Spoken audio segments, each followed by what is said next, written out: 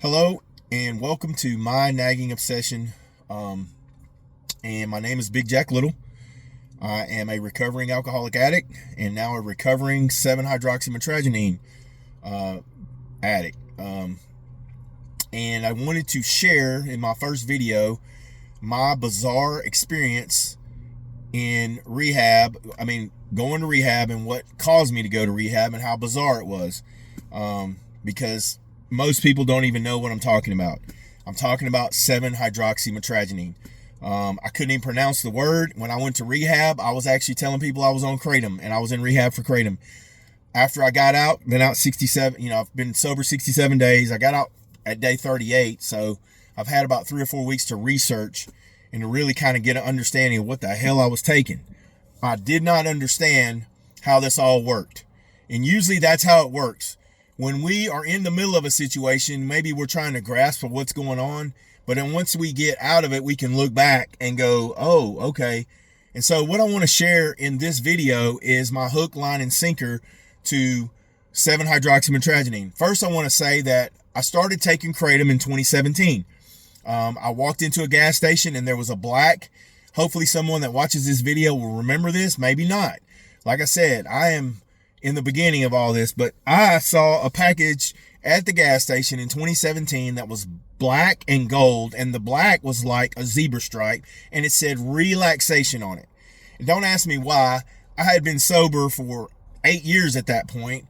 I don't even count this as a relapse, but I took the package for $6.99, and I took 3 or 4 of them, and I did get a little bit maybe of a buzz. The only way that I can describe kratom, mitragynine, is that it always produced about a half of a Vicodin feeling to me. So I could never get high on it. And I would try to take it a lot of times and be looking for it because that's the type of person I am. I'm always looking for the feeling. It dates back to my alcohol days. I always liked the buzz. Anytime I ever did drugs or anything of that nature, I was looking for the feeling. And so nothing had changed in me being sober for 8 years when I started taking kratom. Now let's fast forward.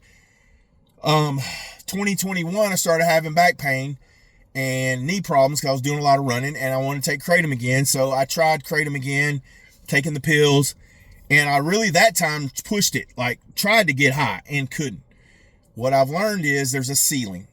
And I could never get over that ceiling with it. Even though I was chasing it, it was never going to take me any higher. Okay. Now, let's fast forward.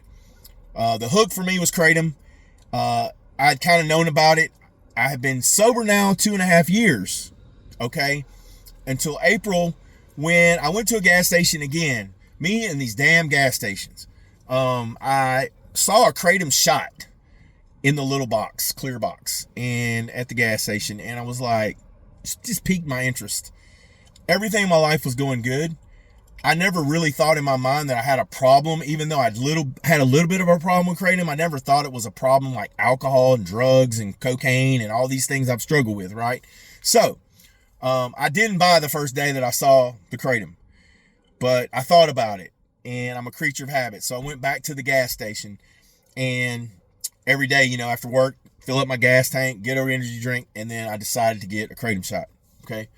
So, the line here, the hook was kratom. I have a little bit of knowledge on kratom, but the line is things have changed since 2017. Okay. They've got kratom shots, and I really didn't understand what was in a kratom shot. They're a lot stronger. I definitely could tell something was different. Okay. As I started to take these things, I would just take one a day after work, just like drinking a beer. No big deal. But the addict in me was starting to, push the limits.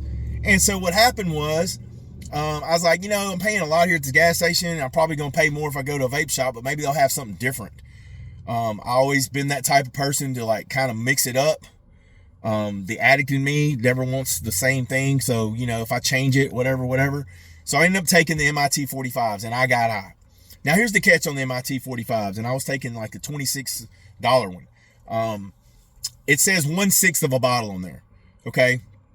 And I could barely see it, but I took a little swig, probably did 3 servings and was definitely high. Feeling good. something different. Wasn't the kratom feeling. Now, obviously, looking back, I've done some research on the kratom shots, and they do have 7-hydroxymitragynine. Now, I know that when you take kratom, you do get some 7-hydroxymitragynine, but it's not very much.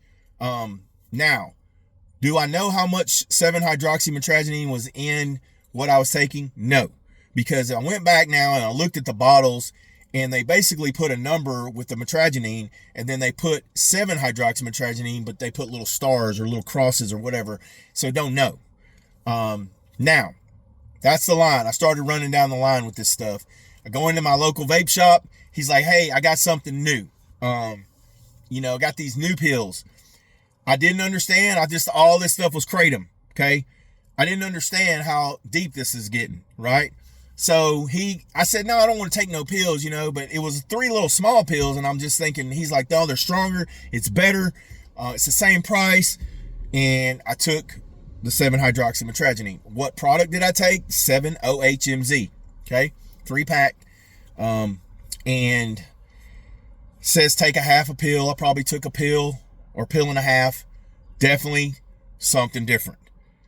So much to the different that I looked it up, and the only thing I could find was one article done in Tampa Bay where they tested products, and the 7-OHMZ was the number one out of the 10 or 20 or however many was on that list as 12 times more potent than morphine. And the doctor, whoever took it, said it should not be on the streets. And I read that, but I don't really think, I was already kind of like the way this stuff made me feel. So what do? Over the next couple of months, I build up a tolerance. I get addicted. And then 2 months into this, I realize I have a problem. This stuff is controlling me. I'm not eating. I'm having to do more of it. My habit is getting out of control because at this time, bros and sisters, I was paying $30, $35 for 3 of them. So I was getting 2 of them a day. That's $70. And I'm making crazy money, but it's starting to really dwindle. I capped out at about $100 a day. Now here's where it got interesting. I realized I had a problem. I wanted to stop. And I said, you know what? I'm done. I got this. I'm strong. I work out. I got this strong self-will. I can do this. And I basically wake up the next day, say I'm not doing it. I go work out. I go to work feeling like crap all day. Didn't understand that I was going through withdrawals. Got home that night, and that's when it was on like Donkey Kong. I didn't sleep. I tossed and turned. I just laid there and was just like, didn't know what was going on because I've never withdrawed from opioids. Don't know anything about this world. Woke up the next morning, told my wife, hey, I didn't sleep last night. I've got to get some of this stuff so I feel better. And that is when it started. The hell in my life started because I could not get off of this stuff. I started reading, started asking, started reaching out, and people were telling me you need 10 days to detox. 10 days? I can't even do 1 day. And that's when I just basically started feeding the addiction to 7-hydroxymitragynine. And I never really got high anymore because I was just basically trying to keep from going into withdrawal. So I got a whole nother understanding to opioid and opiate withdrawal. Where this thing ended was I lost my job. Okay. Woke up one morning, couldn't get any 7-0, and literally knew there was no way I was going to work an 8-hour shift and didn't go. No call, no show, lose my job. Now I got a real problem because number one, my wife is not going to front the bill. And I don't have any money to get this. My life started to really go down the toilet. What happened next was about a month, maybe 2 weeks, 3 weeks, maybe a month of getting my wife to buy me a pack to get me through so I wouldn't go withdrawal. And I totally was not myself. I couldn't work out. I couldn't eat. I started smoking cigarettes. I started drinking. I started doing everything I could to make this go away. It wasn't going away. I called about Suboxone. I called about detox centers. I did everything I possibly could, and I was like, I'm screwed. I finally, at this point, told my wife I'm going to have to go get help. And so we started reaching out to places I could go. I ended up going to Adult Teen Challenge in Louisiana. for 38 days. Now going into the rehab, I had probably weaned off pretty good. First 5 days, I didn't sleep. Took about 21 days before I started feeling somewhat okay.